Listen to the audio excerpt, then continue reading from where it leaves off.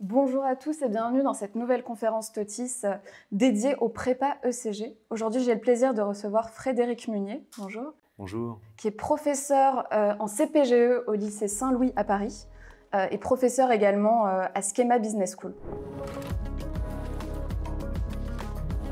Alors, dans un premier temps, pouvez-vous présenter la prépa ECG ? Oui, alors les prépas ECG, ça veut dire économique et commercial, voie générale. Ça s'adresse à des lycéens de terminale générale. Et donc, ce sont 2 années de préparation au concours. J'assiste à UX à tous les concours des grandes écoles de management, en fait. Voilà, donc ça fait partie des prépas. Il y a des prépas littéraires, les CAN, des prépas scientifiques, les MPSI, PCSI. Et nous sommes la voie économique et commerciale, dans laquelle on ne fait pas toujours de l'économie. D'ailleurs, on peut faire de l'économie ou de la géopolitique, mais en tout cas qui prépare à ce qu'on appelait auparavant les grandes écoles de commerce, qui sont en fait des écoles de management aujourd'hui. On pense à HEC, ESSEC, ESCP, l'EM, l'EDEC, Schema, etc., etc. Très clair. Est-ce que vous pourriez nous dire pourquoi choisir de faire une prépa en 2024 ? Oui, alors c'est une bonne question, Valentine, parce qu'aujourd'hui, depuis quelques années à vrai dire, les voies d'accès aux grandes écoles de commerce se sont diversifiées. Auparavant, il y avait la prépa, et on appelait ça la voie royale, c'était quasiment le seul chemin d'entrée. Et depuis quelques années, pour toutes sortes de raisons, les écoles de management ont développé d'autres voies d'accès. Alors parfois des bachelors, qui sont des formations en 3 ans, qui débouchent sur le master des grandes écoles de management, des voies également pour intégrer le programme de grande école qu'on appelle des voies d'AST, admis sur titre 1 pour intégrer en L3, admis sur titre 2 pour intégrer en M1. Alors tout ça est un petit peu compliqué. Néanmoins, pour les très grandes écoles de management, et je vais commencer à répondre à votre question comme ça, les très grandes écoles de management recrutent majoritairement sur la voie prépa. Pourquoi ? Parce que la classe préparatoire n'est pas, c'est l'inverse du bachelor. Les bachelors ou les BBA, les Bachelor of Business and Administration, sont des formations qui sont d'emblée tournées vers le management, le commerce, donc vers des matières, disons, très appliquées. Alors qu'au contraire, la classe préparatoire offre du savoir général. Et comme le dit le sociologue Edgar Morin, c'est l'intelligence générale qui résout des problèmes particuliers, pas l'inverse. Qu'est-ce que cela veut dire ? Ça veut dire que plus on est skillé, pour employer un mot anglo-saxon, plus on est étoffé et dense en savoir général, plus on sait traiter des problèmes particuliers d'une part, et puis plus on sait ensuite dans sa carrière évoluer, bien sûr. Les gens à très haut niveau, la plupart du temps, sont des gens cultivés, polyglottes, qui ont un vaste savoir sur le monde qui les entoure. Et ce genre de choses, on apprend en classe préparatoire, où on fait en ECG des mathématiques, de l'économie, de la géopolitique, des langues, du français, de la philosophie.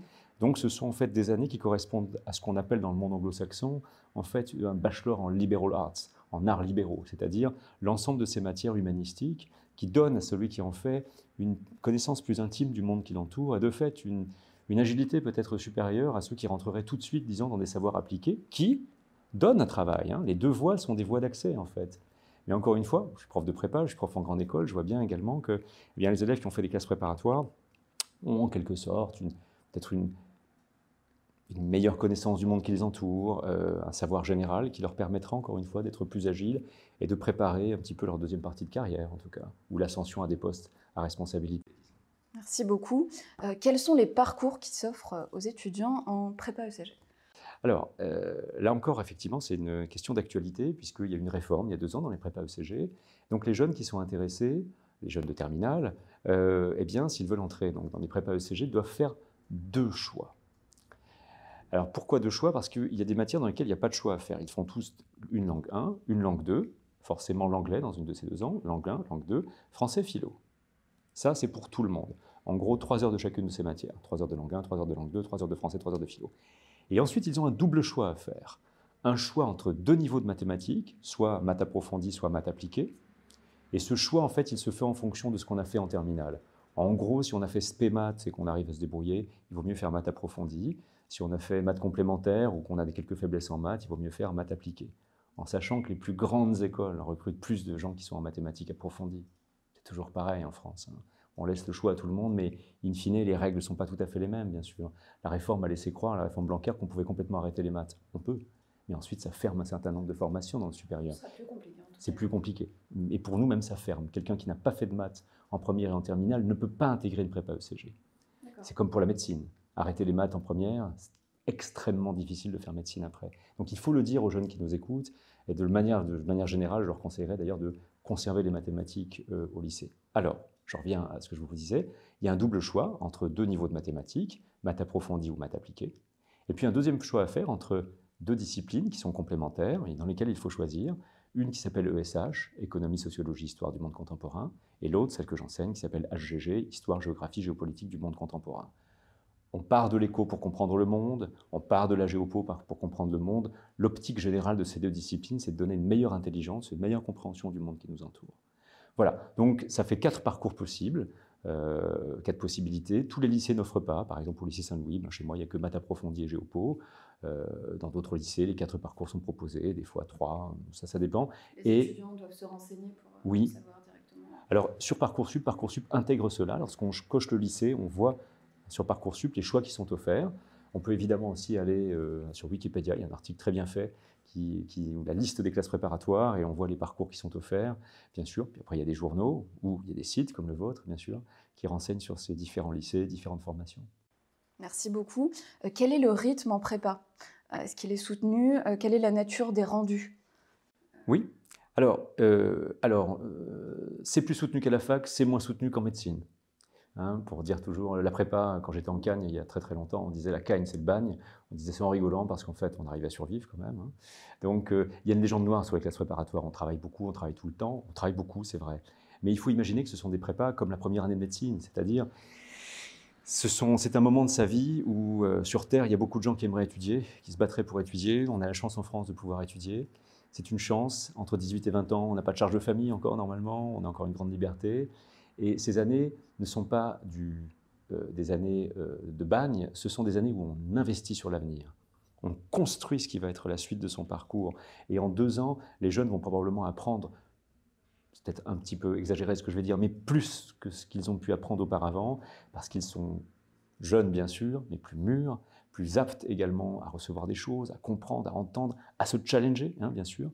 Et donc, pour répondre à votre question, il y a une trentaine d'heures de cours à peu près par semaine en classe prépa, auxquelles s'ajoutent ce qu'on appelle des colles. C'est un peu le secret de la prépa, les heures de colle. Ce sont 2 interrogations orales par semaine, généralement avec son professeur, où on a 20 minutes face à son prof pour traiter un exercice, répondre à une question. Le prof fait un retour. Et c'est un des paradoxes de la prépa, mais c'est plus facile de réussir en passant par la prépa parce qu'on a un groupe classe, 48 maximum. On est dans une structure lycée, on est donc accompagné, il y a du personnel, il y a des structures, on n'est jamais laissé à soi-même. C'est plus facile de réussir parce que le but est clair, on travaille 18 mois pour avoir une école et il y a plus de place en école que dans les classes prépa. Rentrer en prépa, c'est l'assurance, ECG en tout cas, c'est l'assurance d'entrer dans une grande école de management. Alors ça paraît paradoxal, mais ce dosage entre de l'exigence et de la bienveillance permet aux élèves qui jouent le contrat, qui travaillent, de réussir en fait.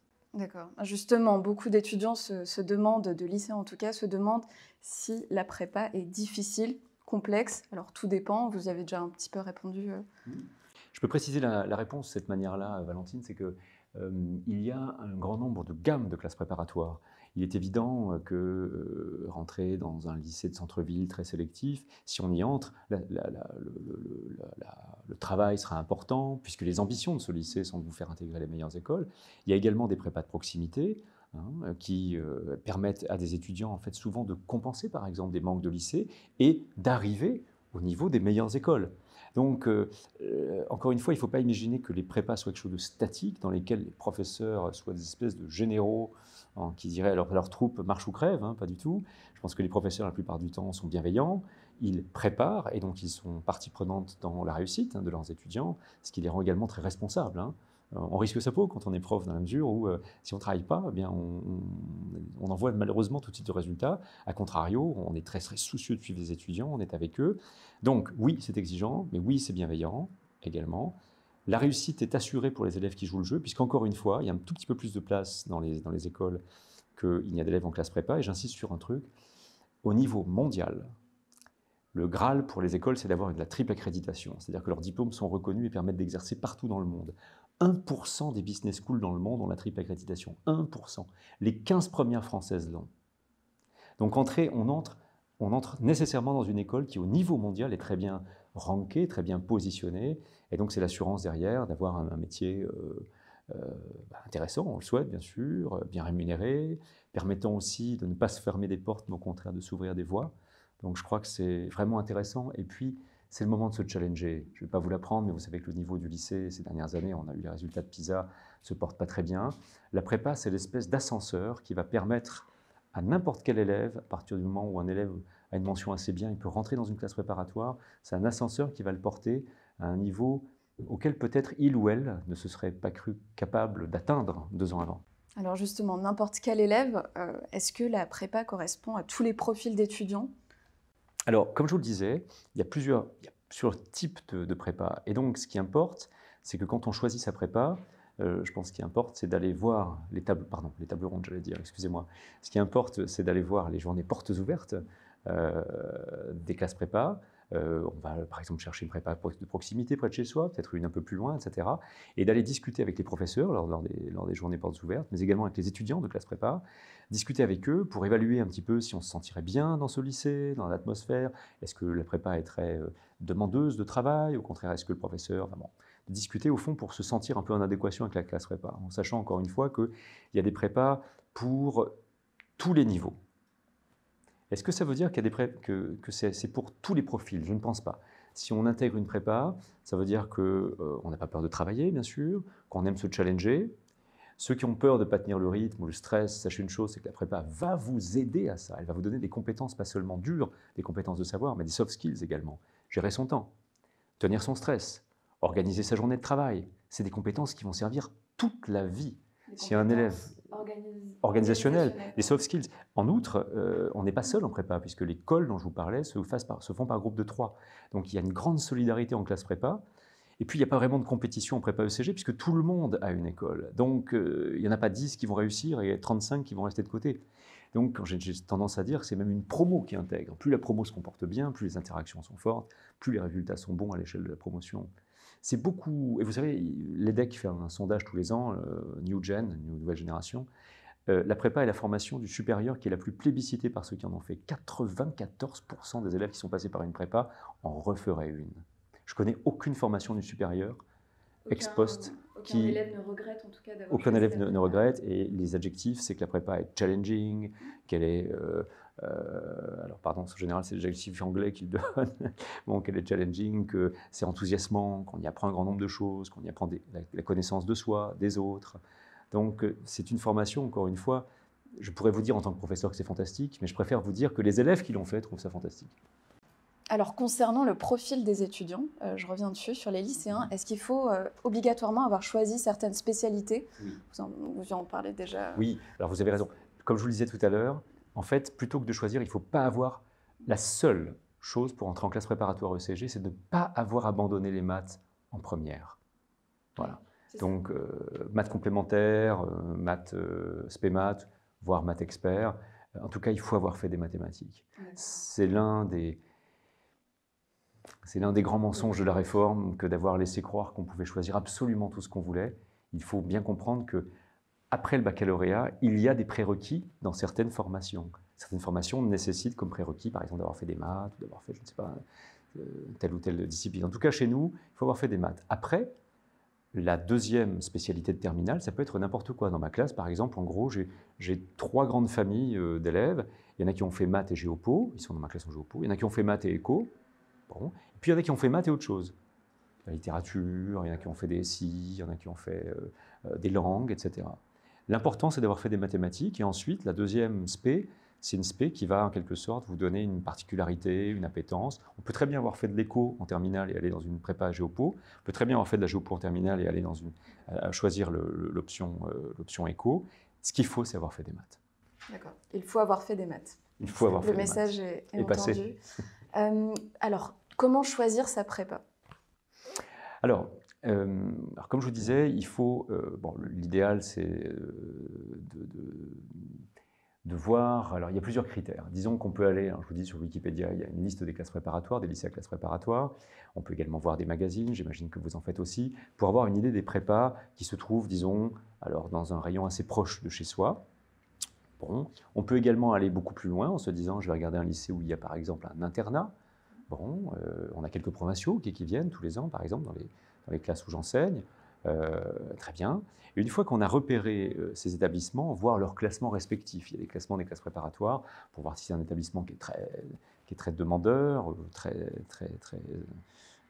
en pointe, ou un établissement qui est un petit peu modeste, mais dans lequel l'élève va se sentir mieux, bien sûr, hein, par exemple.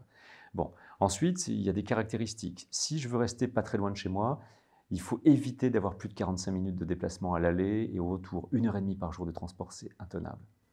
Avec le rythme de la Avec le prépa, rythme, bien sûr, et puis même, de toute façon, l'hiver, c'est très dur pour les transports, etc. Je me dirais qu'au-delà de 30 minutes, c'est un peu compliqué. Ça, c'est un facteur.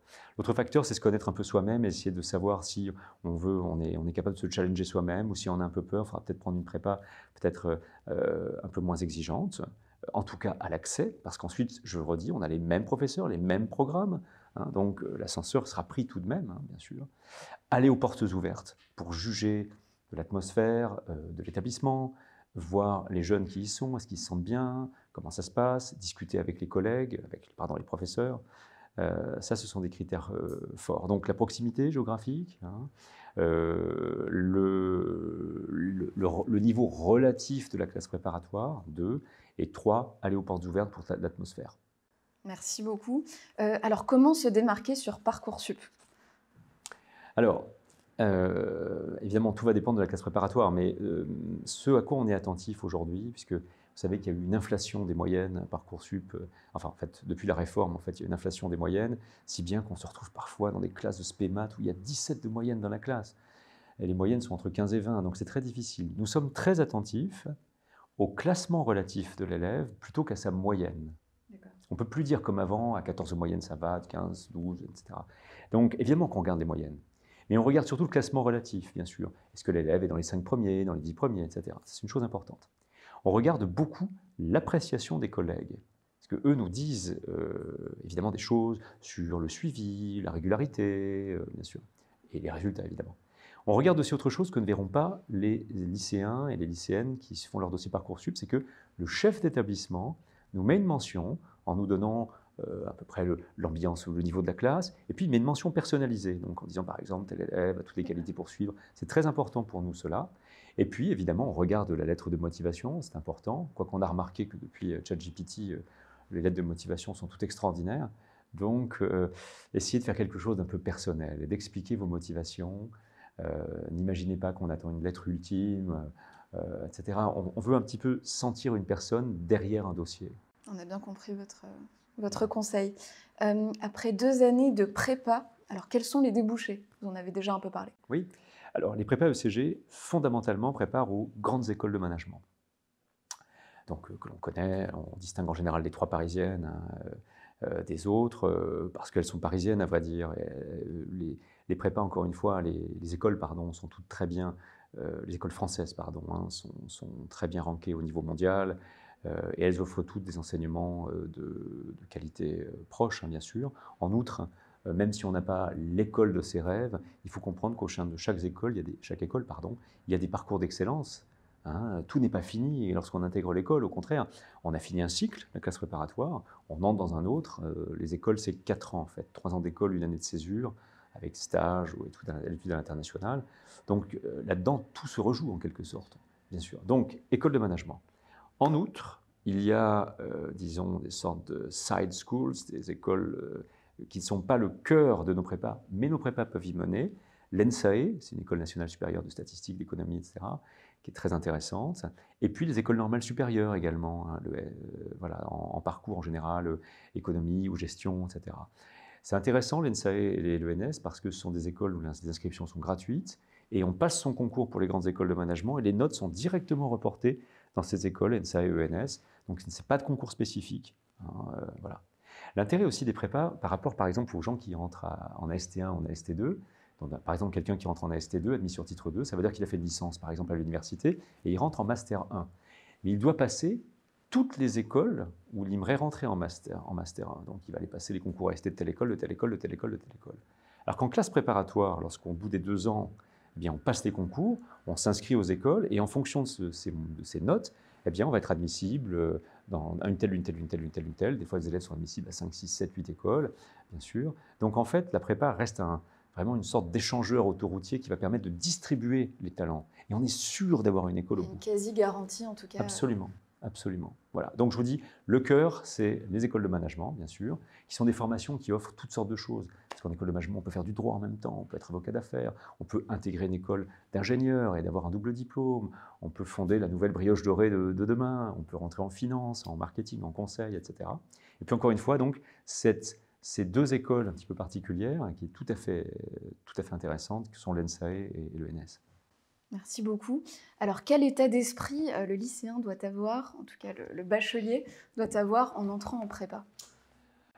Alors peut-être d'abord la modestie, peut-être, parce qu'on a des mentions très bien, il se retrouve parfois avec des moyennes un peu décevantes. Il faut comprendre une chose, c'est que plus le niveau de l'école a baissé, plus les notes ont augmenté et plus le niveau de l'école a baissé. Si tout le monde a 18 de moyenne, ça veut dire qu'il y a un problème. En classe préparatoire, eh bien, les classes prépa préparent à des écoles de management qui, elles, ne sont pas en compétition au niveau national, mais à l'échelle mondiale. HEC, évidemment, par exemple, est en rivalité avec Harvard ou le MIT. À partir de ce moment-là, eh bien, évidemment, les élèves qui sortent de terminale sont parfois surpris en se disant « j'avais 18 en anglais ». Oui, mais 18 en anglais, donc tu sais parler 15 minutes en anglais sans problème. Ah ben non, oui, ben, bon.